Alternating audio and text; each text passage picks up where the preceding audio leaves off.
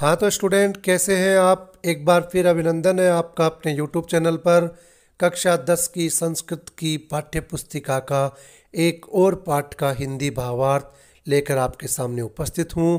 पाठ 3 स्वराष्ट्र गौरवम। इस पाठ में सम्मिलित सभी पौराणिक श्लोकों का हिंदी भावार्थ और विशेष रूप से व्याकरणात्मक टिप्पणियों सहित, क्योंकि व्याकरणात्मक टिप्पणी ही वह एक भाग है जो आपके हिंदी भावार्थ को बहुत प्रभावी बनाता है और बेहतरीन अंक दिलाता है। तो आइए पढ़ते हैं पाठ 3 स्वराष्ट्र गौरवम। हाँ तो स्टूडेंट पहला श्लोक देखिए। उत्तरम यत् समुद्रस्य हिमाद्रश्चैव दक्षिणम वर्षम तद् भारतम नाम भारती यत्र संतति। इसका पहले हिंदी भावार्थ समझने से पहले आप इसका संदर्भ प्रसंग लिखेंगे। संदर्भ प्रसंग कुछ इस तरह लिखेंगे कि प्रस्तुत श्लोक हमारी कक्षा 10 की संस्कृत पाठ्य पुस्तिका स्पंदना के पाठ 3 स्वराष्ट्र गौरवम से लिया गया है, जो कि मूलतः विष्णु पुराण से संकलित है। इस श्लोक में कवि ने, रचनाकार ने भारत और भारत के संतान, वहाँ रहने वाले संतति के परिचय के विषय में बताया है और उसकी भौगोलिक स्थिति के बारे में बताया है कि वो भूगोल के धरातल के पटल पर कहाँ स्थित है और किस नाम से जाना जाता है। तो पहले पंक्ति में देखिए, उत्तरम यत् समुद्रस्य, जो देश, जो भूखंड, जो भूभाग समुद्र के उत्तर में स्थित है, समुद्र के उत्तर में स्थित है, अर्थात समुद्र जिससे दक्षिण में है। और हिमाद्रेश्चैव दक्षिणम, हिमाद्री अर्थात हिमालय से दक्षिण में स्थित है, अर्थात जिस देश के हिमालय उत्तर में है और हिमालय से ये है दक्षिण में। तो दक्षिण में जब हिमालय से ये स्थित है तो हिमालय इसके किधर हुआ? उत्तर दिशा में। तो वह भूखंड जो समुद्र के उत्तर में स्थित है और हिमालय से दक्षिण में स्थित है, जिसे भारतवर्ष के नाम से जाना जाता है। तद भारतम नाम, उसे भारतवर्ष के नाम से जाना जाता है। और भारतीय यत्र संतति, और वहाँ जन्म लेने वाली, वहाँ उत्पन्न होने वाली, उस भूखंड पर जन्म लेने वाली संतानें, प्राणी भारतीय कहलाते हैं। अतः आसानी से हिंदी भावार्थ लिखें। लिखकर भी मैंने आपके लिए देखो प्रस्तुत किया हिंदी भावार्थ। वह भूखंड अर्थात वह देश जो समुद्र के उत्तर में स्थित है और हिमालय से दक्षिण में, और जिसे भारतवर्ष के नाम से जाना जाता है, वह भूभाग भारतवर्ष के नाम से विश्वविख्यात है। और वहाँ जन्म लेने वाली प्रत्येक संतान भारती के नाम से जानी जाती है, भारतीय या भारती के नाम से विख्यात है और उसे विश्व पटल पर भारतीय के नाम से जाना जाता है। आगे देखिए स्टूडेंट, हिंदी भावार्थ के बाद देखते हैं व्याकरणात्मक टिप्पणी। पहला शब्द देखिए, समुद्रस्य। समुद्र शब्द से षष्ठी विभक्ति एक वचनम। दूसरा देखिए, हिमाद्रश्चैव। हिमाद्रेः धन चय धन एव, सत्व विसर्ग वृद्धि अच्छ स्वर संधि। तीसरा देखिए, तद भारतम। तत् धन भारतम, हल व्यंजन संधि। चौथा देखिए, हिमाद्रेः। हिमस्य अद्रे। हिमस्य अद्रे बर्फ का पहाड़, षष्ठी तत्पुरुष। और अंतिम देखिए, संतति। सम उपसर्ग पूर्वक तय धातु कितिन प्रत्यय। इस प्रकार आप और भी शब्दों की व्याकरण टिप्पणी करें और हिंदी भावार्थ को प्रभावी बनाएं, ताकि एग्जामिनर आपको मुक्त हस्त बहुत सारे नंबर लुटाए और आपका परिणाम बेहतरीन बने। दूसरा श्लोक देखिए स्टूडेंट, हिमालयात् समारभ्य यावत् इंदु सरोवरम तम देव निर्मितम देशम हिंदुस्थानम प्रचक्षते। पहले श्लोक का संदर्भ प्रसंग देखिए स्टूडेंट। प्रस्तुत श्लोक हमारी पाठ्य पुस्तिका कक्षा 10 की पाठ्य पुस्तिका स्पंदना के पाठ 3 स्वराष्ट्र गौरवम से लिया गया है, जो कि मूलतः बृहस्पत्यागमः, बृहस्पत्यागमः से संकलित है और इसमें कवि ने, रचनाकार ने भारत भूभाग का, भारत भूखंड का भौगोलिक स्थिति का वर्णन किया है। ये बताया है कि हिंदुस्तान किसे कहा जाता है, कौन सा भूभाग है जो हिंदुस्तान के नाम से जाना जाता है, जो देवताओं द्वारा निर्मित है और इस भूमंडल पर, संपूर्ण इस ब्रह्मांड के इस भूपटल पर उस हिंदुस्तान का विस्तार कहाँ से कहाँ तक है, ये बताया है। आगे इसका हिंदी भावार्थ देखते हैं स्टूडेंट। हिमालयात समारभ्य, जो भूमंडल, जो भूखंड भाग, वह देश जो हिमालय से समारभ्य प्रारंभ होकर यावत इंदु सरोवरम, इंदु सरोवरम अर्थात हिंद महासागर तक जिसका विस्तार फैला हुआ है, हिमालय से लेकर हिंद महासागर तक जिस भूमंडल का विस्तार फैला हुआ है, तम देव निर्मितम देशम, और वह देश जो देव निर्मित है, देवताओं द्वारा जिस देश का निर्माण किया गया है, जिसका सृजन किया गया है, वह देश हिंदुस्थानम प्रचक्षते, हिंदुस्तान के नाम से जाना जाता है। जगत में, इस भूमंडल में, इस ब्रह्मांड में हिंदुस्तान के नाम से वो विख्यात है, जो देवताओं द्वारा निर्मित है, सृजित है और जो संपूर्ण हिमालय से लेकर हिंद महासागर तक जिसका विस्तार है, वह भूभाग हिंदुस्तानम प्रचक्षते, हिंदुस्तान के नाम से जाना जाता है। हिंदी भावार्थ आप देख सकते हैं, स्क्रीन पे मैंने लिखा है। वह भूभाग अर्थात भूखंड, वह देश जिसका विस्तार हिमालय से लेकर हिंद महासागर तक फैला हुआ है और जो साक्षात देवताओं द्वारा निर्मित है, उस भूभाग को, उस भूखंड को अर्थात उस देश को विश्व पटल पर हिंदुस्तान के नाम से जाना जाता है। ऐसे आप आसानी से हिंदी भावार्थ लिखें और इसके बाद आप महत्वपूर्ण शब्दों की व्याकरणात्मक टिप्पणी करें, कम से कम 6 या 7 शब्दों की, और अर्थ को प्रभावी बनाएं। पहला देखिए स्टूडेंट, समारभ्य। सम धन आंग, आंग एक उपसर्ग है जिसको आ भी लिखते हैं। सम धन आंग धन रभ धातो ल्यप प्रत्यय, समारभ्य।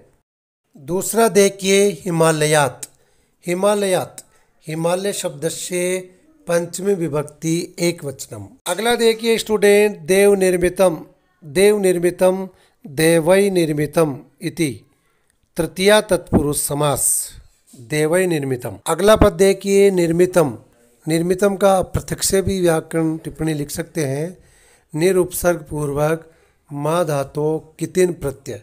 और अंतिम पद की व्याकरण टिप्पणी देखिए, सरोवरम, सरोवरम सरह धन वरम, सरह धन वरम उत्व विसर्ग विधान संधि। इस प्रकार आप और अन्य शब्दों की भी व्याकरण टिप्पणी करके अर्थ को प्रभावी बना सकते हैं। अगला श्लोक देखिए स्टूडेंट, गायन्ति देवा किल गीत कानि, धन्यास्तुते भारत भूमि भागे, स्वर्गाप वर्गास्पद मार्ग भूते, भवन्ति भूय पुरुषः सुरत्वात्। निसंदेह देवता लोग गीत गाते हैं।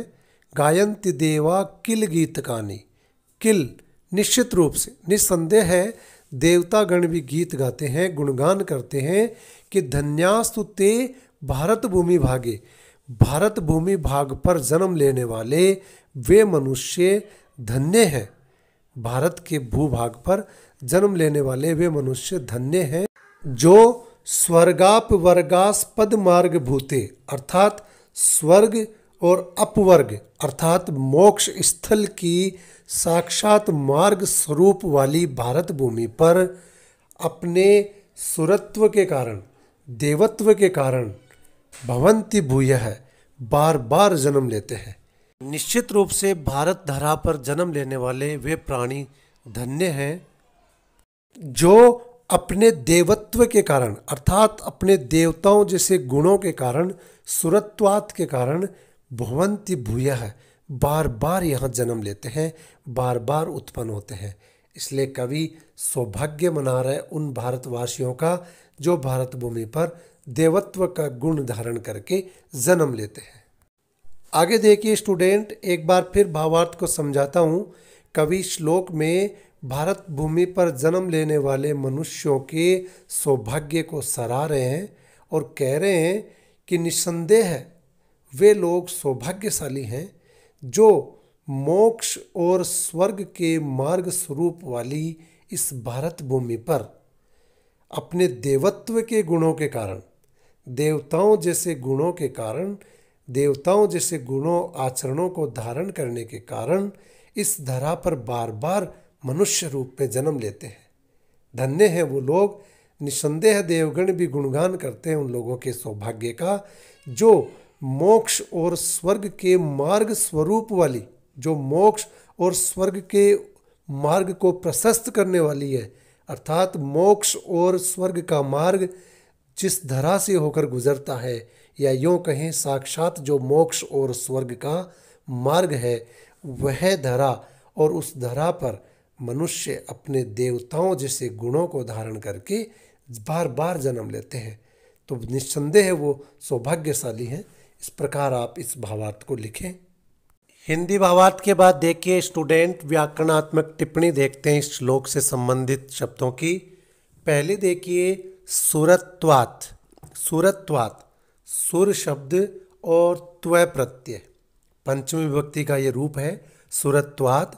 सुर शब्द में त्व प्रत्यय जोड़ने से सुरत्वम बनता है, लेकिन पंचमी विभक्ति लगने से सुरत्वात् हो गया। अगला देखिए धन्यास्तु। धन्यास्तु, धन्यः धनतु, धन्यः धनतु सत्व विधान विसर्ग संधि। अगला देखिए गायन्ति। गै धातु लट लकारस्य प्रथम पुरुषस्य बहुवचनम। गै धातो लट लकारस्य प्रथम पुरुषस्य बहुवचनम। और अगला देखिए भवन्ति। भू या भव धातो लट लकारस्य प्रथम पुरुषस्य बहुवचनम। इस प्रकार आप अन्य और शब्दों की व्याकरण टिप्पणी करें और अर्थ को रोचक बनाएं। आगे देखिए स्टूडेंट, श्लोक नंबर 4। संप्राप्य भारते जन्म सत्कर्मसु परांग मुखै पीयूष कलशम हित्वा विश्व भांडम मुपाश्रित। संदर्भ प्रसंग देखिए। पहले प्रस्तुत श्लोक हमारी कक्षा 10 की संस्कृत पाठ्य पुस्तिका के पाठ 3 स्वराष्ट्र गौरवम से लिया गया है, जो कि मूलतः बृहन्नारदीय पुराण से संकलित है। इसमें कवि ने जो लोग भारत भूमि में जन्म लेकर भी सत्कर्मों से दूर रहते हैं, उन्हें अमृत कलश त्याग कर विष भांड, विष पात्र ग्रहण करने वाला बताया है। अर्थात वे लोग बड़े दुर्भाग्यशाली हैं जो भारत में जन्म लेकर भी सत्कर्मों से दूर रहते हैं। तो हिंदी भावार्थ आप इस तरह लिखें। संप्राप्य भारते जन्म, भारत में जन्म लेकर भी, भारत भूमि पर जन्म प्राप्त करके भी सत्कर्मसु परांग मुख है। जो लोग सत्कर्मों से परांग मुख है, विमुख होते हैं, दूर होते हैं। पीयूष कलशम हित्वा, वो लोग अमृत कलश को त्याग कर, हित्वा त्यक्त्वा, अमृत कलश को त्याग कर विष भांडम उपाश्रित है। ऐसा लगतो कि जैसे वो जहर के भांड को, पात्र को ग्रहण करते हैं। वो अमृत कलश को त्याग कर विष पात्र को ग्रहण करने वाले माने गए हैं। इसलिए भारत भूमि पर जन्म लेकर भी अगर किसी ने सत्कर्म नहीं किया तो अन्यत्र उसे कहीं सत्कर्म का जो संयोग है वो प्राप्त हो ही नहीं सकता। ये इस श्लोक में कवि ने समझाने का प्रयास किया है। एक बार स्क्रीन पे देखिए स्टूडेंट, हिंदी भावार्थ आपके समक्ष लिख के भी मैंने प्रस्तुत किया है कि प्रस्तुत श्लोक में कवि ने ये समझाने का प्रयास किया है। कवि कहते हैं कि जो लोग भारत भूमि पर जन्म लेकर भी सत्कर्म से विमुख हैं, अर्थात सत्कर्मों से दूर भागते हैं, वो बड़े ही दुर्भाग्यशाली हैं। जैसे उन्होंने अमृत कलश को त्याग कर विष का पात्र ग्रहण कर लिया हो। अर्थात अमृत कलश को त्याग कर विष पात्र ग्रहण करने वाले उन्हें कवि ने बताया है। भारत भूमि पर अगर वो रहकर सत्कर्म नहीं कर पाए तो अन्यत्र उनके लिए ये संयोग मिल पाना दुर्लभ है, बहुत मुश्किल है। इसलिए कवि ने बड़े आसानी से इस भावार्थ को समझा है। आप इसको बहुत ही अच्छे तरीके से व्याकरणात्मक टिप्पणियों सहित प्रस्तुत करें और सर्वाधिक अंक अर्जित करें। हिंदी भावार्थ के पश्चात देखते हैं व्याकरणात्मक शब्दों की टिप्पणी। पहला शब्द देखिए समप्राप्य। समप्राप्य सम उपसर्ग पूर्वक प्रय और आप धातु ल्यप प्रत्यय। सम उपसर्ग पूर्वक प्रय धन आप धातु और ल्यप प्रत्यय।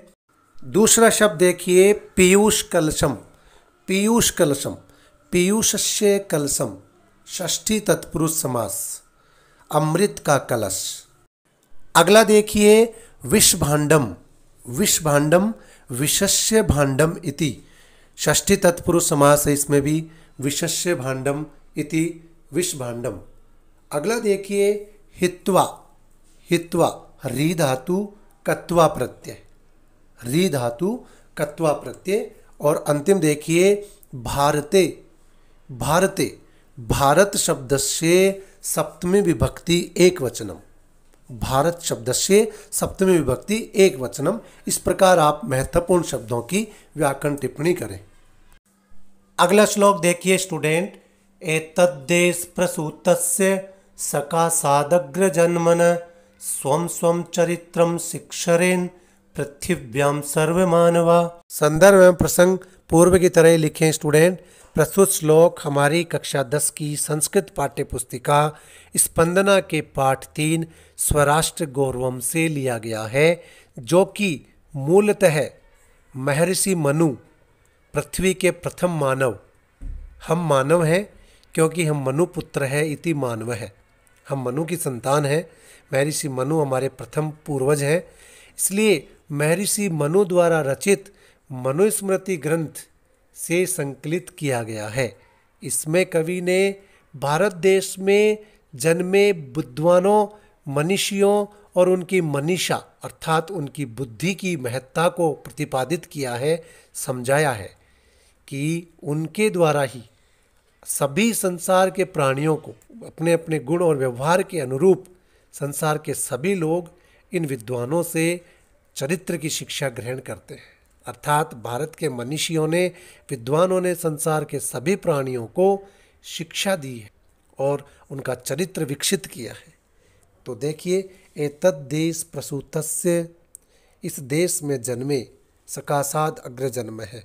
हमसे पूर्व जो अग्रज जन्मे हैं यहाँ मनीषी विद्वान लोग जो भी इस देश में जन्मे हैं, स्वम स्वम चरित्रम शिक्षरेन पृथिव्याम सर्वमानवा, उनसे उन मनीषियों से उन विद्वानों से संसार के सभी प्राणी पृथिव्याम सर्वमानवा पृथ्वी के संपूर्ण मानव प्राणी उनसे अपने अपने गुण व स्वभाव व्यवहार के अनुरूप शिक्षा अर्जित करते हैं।